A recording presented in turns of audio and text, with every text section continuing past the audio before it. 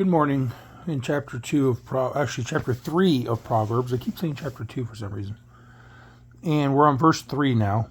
And let's read this.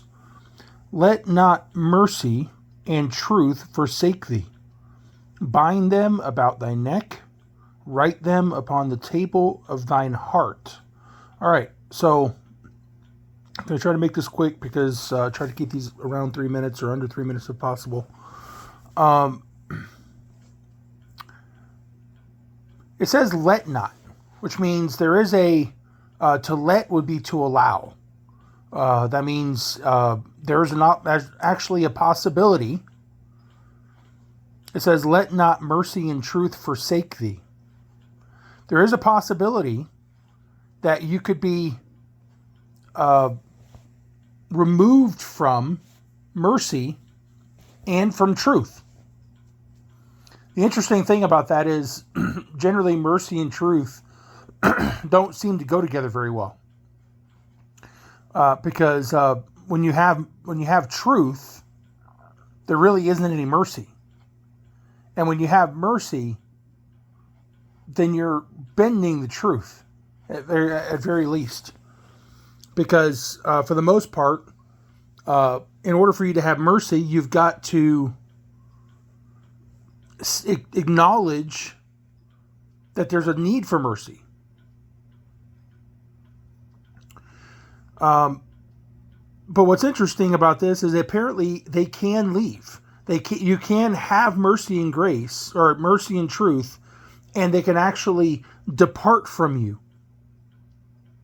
And you don't want that to happen. Because if you allow that to happen, then you start to do what they call going apostate. You start pointing your fingers at everybody. You start, in your entire, your ministry, your character, all gets called into question. Because you've allowed mercy and truth to depart. That's that situation like in 1 John where it talks about they went out from us because they were not of us. So it manifests them that they were not one of us, therefore they went out from us or whatever. That's the situation we're talking about there. So how do you fix that? You fix it by binding it around your neck so that, like a necklace. You walk around with a necklace and it's there, it's next to your heart, and you protect it. And then you write it on the tables of your heart. That your heart is the center of your being, and you write it there. It's thy word have I hidden my heart that I might not sin against God.